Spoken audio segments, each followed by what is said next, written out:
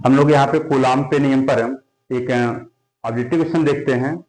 इसमें objective question है हमारा +1 माइक्रो कूलाम का +4 माइक्रो कूलाम के दो बिंदु आवेश एक दूसरे से कुछ दूरी पर स्थित हैं, वायु स्थित हैं, तो उन पर लगने वाले बलों का अनुपात पूछ रहा है। तो हमारा कॉन्सेप्ट क्या है इसका?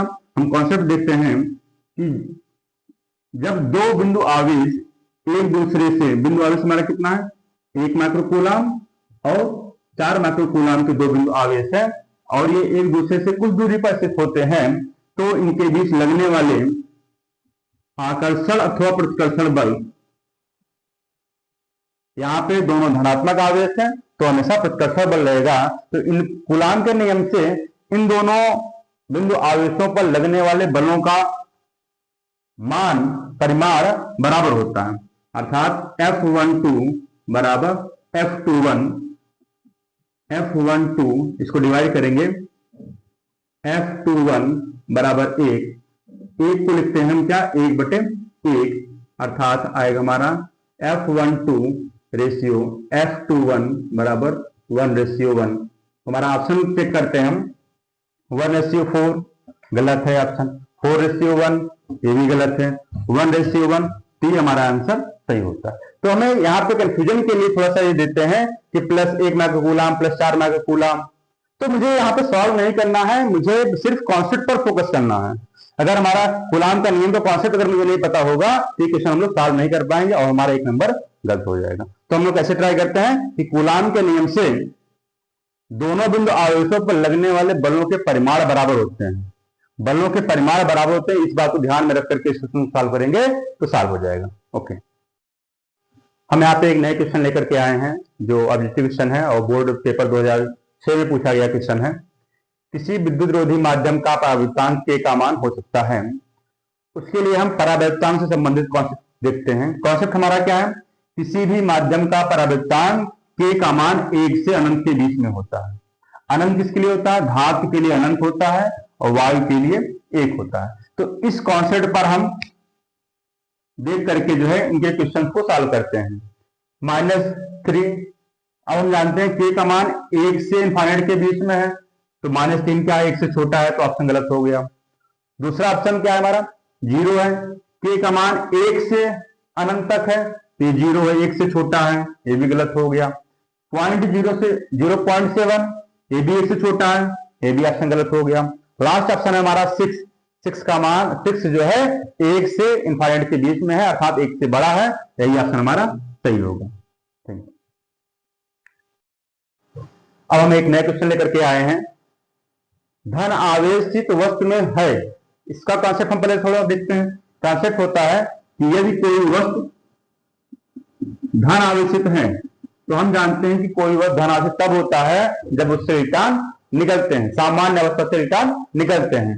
तो जब इलेक्ट्रॉन यहां से निकलेंगे जो है इस पे क्या होगा, इलेक्ट्रॉनों की कमी होगी, इलेक्ट्रॉन की क्या होगी, कमी होगी। और अगर कोई चालक ऋण आवेशित है, ऋण आवेशित होने का मतलब यह हुआ कि सामान्य अवस्था से इस पे कुछ और इलेक्ट्रॉन एक्स्ट्रा आए, तो एक्स्ट्रा जब इलेक्ट्रॉन आएंगे तो क्या होगा, इस पे इलेक्ट्रॉन की अधिकता हो जाएगी। इस प्रकार से जो है हमारा अगर धनावेशित वस्तु है तो उस पर इलेक्ट्रॉनों की कमी आएगी, ऋणावेशित वस्तु है तो उस पर इलेक्ट्रॉनों की अधिकता आएगी। हमने दोनों कॉन्सेप्ट इस क्वेश्चन में बताया। अब हम ऑप्शन देखते हैं कि धन आवेशित वस्तु में है क्या है, न्यूट्रॉनों की अधिकता, गलत। इलेक्ट्रॉनों की अधिकता, इलेक्ट्रॉनों की अधिकता कहां पे होती है, ऋणावेशित वस्तु में होती है, तो ये भी ऑप्शन गलत हो गया। इलेक्ट्रॉनों की कमी, ये ऑप्शन हमारा सही होगा। क्यों? क्योंकि वस्तु हमारा क्या है, धनावेशित है, धनावेशित वस्तु में इलेक्ट्रॉनों की कमी होती है। प्रोटॉनों की कमी, ये भी ऑप्शन गलत होगा। एक नए क्वेश्चन को लेकर के हम आए हैं, निर्वात में वैद्युतशीलता का मात्रक। अब निर्वात में वैद्युतशीलता क्या होता है हमारा, ε0 होता है। अब हम देखते हैं ε0 हमारा किस फार्मूले में है। ये कूलाम के नियम पर स्थिर वैद्युत बल का फार्मूला है F बराबर 1/4 पाई ε0 Q1 Q2 R²। यहां से हम ε0 को पक्षांतर करेंगे, ε0 बराबर 1/4 पाई Q1 Q2 F नीचे चलाएगा F R²। अब हमें इसका अगर मात्रक लिखना है, ε0 का मात्रक कैसे लिखेंगे, ये तो संख्यात्मक मान है, इनका कोई मात्रक होगा नहीं। कूलाम आवेश, आवेश का मात्रक क्या होता है? कूलाम, क्यू का कूलाम बटे एफ का न्यूटन, आर क्या दूरी, दूरी का मात्रक मीटर, ये हो जाएगा मीटर स्क्वायर। तो हमारा आंसर क्या आएगा? कूलाम इंटू कूलाम, ये हो जाएगा कूलाम स्क्वायर। अब हमें आंसर मैच कराना है तो सबकी घात को ऊपर ले जाकर लिखा हुआ है, तो न्यूटन को जो ऊपर ले जाएंगे न्यूटन -1, मीटर को ऊपर ले जाएंगे मीटर -2। इस प्रकार से हमारा आंसर क्या आएगा? कूलाम स्क्वायर प्रति न्यूटन मीटर स्क्वायर। ऑप्शन को हम चेक करते हैं। पहला ऑप्शन चेक करते हैं, न्यूटन मीटर स्क्वायर प्रति कूलाम स्क्वायर। पहला ऑप्शन गलत है, c की पावर -2 है, यहां पर c की पावर 2 है, आंसर ही गलत। Ampere metre square, coulomb ampere square, यहां पे एम्पियर है, इसमें एम्पियर कहीं नहीं है, ये भी हमारा गलत हो गया। इसमें भी एम्पियर इनवर्स है, ये भी ऑप्शन हमारा गलत हो गया। चौथा ऑप्शन देखते हैं, कूलाम स्क्वायर न्यूटन की घात -1 मीटर की घात -2। ये ऑप्शन हमारा पूरा जो है पूरा सेम सेम मैच हो रहा है, यही ऑप्शन हमारा सही होगा। एक नए क्वेश्चन को लेकर के हम आए हैं। दो समरूप धातु के गोलों को क्रमशः +q तथा -q आवेश दिया जाता है। तो दो गोले हैं, एक गोला है प्लस, एक गोला है माइनस। जब इस पर हम +q आवेश देंगे और इस पर -q आवेश देंगे, तो +q आवेश देंगे, इसका मतलब इस पर धन आयनों की संख्या अधिक होगी, और जिससे माइनस आवेश देंगे इस पे ऋण आयनों की संख्या अधिक होगी। हम जानते हैं कि जब वस्तु धनावेशित होता है तो इसमें क्या होता है? इलेक्ट्रॉन की कमी होती है। जब इलेक्ट्रॉन यहां से जो है पहले जितना था उससे अब कम हो गया, इसका द्रव्यमान क्या हो जाएगा? इसका द्रव्यमान mq जो है पहले की अपेक्षा कम हो जाएगा। ये ऋणावेशित वस्तु है, हम जानते हैं ऋणावेशित वस्तु में इलेक्ट्रॉन की क्या होती है? अधिकता। पहले से जितने इलेक्ट्रॉन होते हैं उससे भी और अधिक इलेक्ट्रॉन आ जाते हैं, इसका द्रव्यमान हो जाता है मास ऑफ -q। तो हम यहाँ पे देखते हैं, अगर इन दोनों गोलों में हम तुलना करें, इस पे क्या हुआ? इलेक्ट्रॉन की कमी हुआ, इसका द्रव्यमान भी कम हुआ होगा। इस पे इलेक्ट्रॉन आकर के ऐड हुआ, इसका मतलब इसमें इसका द्रव्यमान भी बड़ा होगा। तो अगर हम इन दोनों गोलों से तुलना करेंगे तो हमें मिलेगा ये कि धन आवेशित गोले की जो है द्रव्यमान ऋण आवेशित गोले की तुलना में कम होगा। ऑप्शन को देखते हैं, दोनों गोलों के द्रव्यमान बराबर होंगे, गलत। दूसरा ऑप्शन, धनावेशित गोले का द्रव्यमान ऋणावेशित गोले के द्रव्यमान से कम होगा। धनावेशित गोले का द्रव्यमान ऋणावेशित गोले के द्रव्यमान से कम होगा। ये ऑप्शन हमारा सही हो रहा है। तीसरा ऑप्शन क्या दे रहा है? ऋणावेशित गोले का द्रव्यमान धनावेशित गोले के द्रव्यमान से कम होगा, ये गलत है। ऋणावेशित गोले का द्रव्यमान अधिक होगी क्योंकि इसमें इलेक्ट्रॉनों की संख्या में वृद्धि हो रही है। इनमें से कोई नहीं, ये भी हमारा ऑप्शन गलत हुआ। तो इस प्रकार से ऑप्शन हमारा कौन सा सही हुआ? Option number B. तो एक नए क्वेश्चन को लेकर के आए हैं। दो बिंदु आवेश पहले वायु में फिर k परावैक्तांक वाले माध्यम में उतनी ही परस्पर दूरी पर रखते हैं, तो दोनों दिशाओं में आवेशों पर लगने वाले बलों का अनुपात क्या होगा? तो अब हम देखते हैं, जब वायु में होता है तब बल क्या होता है? F बराबर 1/4πε0 Q1 Q2 R² होता है। और जब k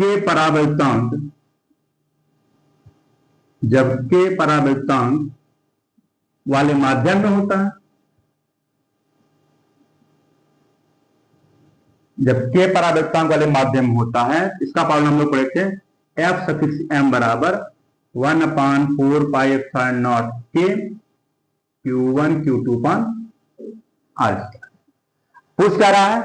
पहले वायु में फिर परावैक्तांक k में।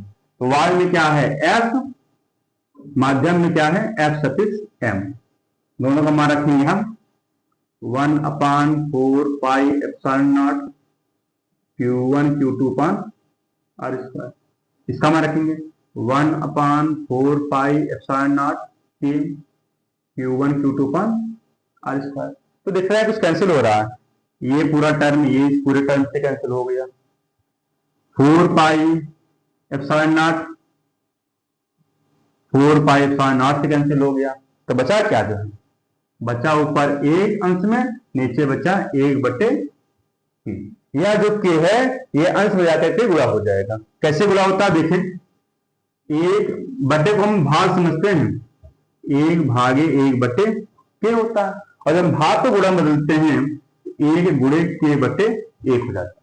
वैसे हम शॉर्टकट में कहते हैं कि अगर बट्टे का बटा होता है तो वो अंश में जाकर के गुणा हो जाएगा। बाकी अगर हम नॉर्मल वे में अगर देखना चाहें 1/1/k, तो जब भाग को गुणा में बदलते हैं तो ये हो जाता है हमारा k/1 हो जाता है।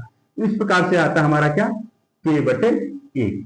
तो हमारा आंसर क्या आएगा, F/F(m) बराबर k/a। हम ऑप्शन को देखेंगे, हमारा कौन सा ऑप्शन है, 1/k, गलत हो गया, k/a दूसरा ऑप्शन हमारा सही हुआ। बाकी दोनों से आंसर गलत होंगे, स्क्वायर में होंगे नहीं, इसलिए हमारा आंसर गलत होगा। अगला क्वेश्चन हम एक देखेंगे जो है इसी कॉन्सेप्ट पर है, तो थोड़ा सा हम फार्मूला देख लेते हैं, आगे इसको हम सॉल्व करेंगे। तो हमारा F/F(m) बराबर k आया है। तो हम ये जो माध्यम में बल लग रहा है इसका हम मान निकालना चाहें, इसको पछाड़ कर लेंगे, Fm बराबर F/k। अब हमारा जो नेक्स्ट क्वेश्चन आएगा जो है इसी कॉन्सेप्ट पर आएगा जो है कि माध्यम में किसी k परावर्तनांक वाले माध्यम में लगने वाला बल y के सापेक्ष y में लगने वाले बल का जो है 1/k गुना होता है। अर्थात जब हम वायु से किसी माध्यम में जाएंगे तो स्थिर वैद्युत बल का मान हमेशा घटेगा जो है। इस फार्मूले पर हम जो है नेक्स्ट क्वेश्चन ला रहे हैं अगले वीडियो में। Thank you. नेक्स्ट क्वेश्चन हमारा है, कुछ दूरी पर रखे दो बिंदु आवेशों को वायु के स्थान पर केरोसिन तेल में रख दें। तो जब वायु में रखते हैं तो बल F होता है, और जब किसी माध्यम में, यहां पे माध्यम हमारा क्या है, केरोसिन, वायु में F, केरोसिन में हम F(m) लिखते हैं। तो अभी हमने पिछले वीडियो में जो है देखा था, जो है पिछले शॉर्ट्स में देखा था कि जब किसी माध्यम में हम दो आवेशों के बीच वैद्युत बल की गणना करते हैं तो F(m) बराबर F/k, ये हमारा फार्मूला था। और हम जानते हैं कि किसी भी माध्यम का परावृत्तांक k का मान 1 से इनफाइनाइट होता है। वायु के लिए 1 होता है, बाकी अन्य माध्यम के लिए 1 से बड़ा होता है। तो ये माध्यम हमारा क्या है, केरोसिन है। केरोसिन के लिए k का मान जब 1 से बड़ा हो जाएगा तो उस कंडीशन में हम देखेंगे कि Fm जो है लेस देन हो जाएगा F हो जाएगा। जब हम k का मान 1 से बड़ा रखेंगे, k is greater than 1, k का मान 1 से बड़ा रखेंगे तो हमेशा Fm जो है हमारा जो है F से छोटा हो जाएगा। अगर एग्जांपल तौर पे देखें, k बराबर 1 रखेंगे तो Fm बराबर हो जाएगा F, लेकिन जब k बराबर हम 10 ले रहे हैं तो क्या होता है, Fm बराबर आ जाएगा F/10, अर्थात 0.1 F हो जाएगा। तो देख रहे हैं वैसे भी हमारा Fm जो है कितना हो गया, पहले F था 1 था, अब कितना हो गया, 10.1 हो गया। तो यहां से मुझे यह पता चल रहा है कि एक वायु से जो है किसी माध्यम में जाने पर उनके बीच लगने वाला, आवेशों के बीच लगने वाला बल का मान घटता है। ऑप्शन को हम देखेंगे, पहला ही ऑप्शन है घटेगा, यही ऑप्शन सही हो जाएगा। बढ़ेगा, ये सब आंसर सब गलत हो जाएंगे। तो हम जब वायु से किसी माध्यम में जाएंगे तो हमेशा आवेशों के बीच लगने वाला बल का मान घटेगा। ठीक।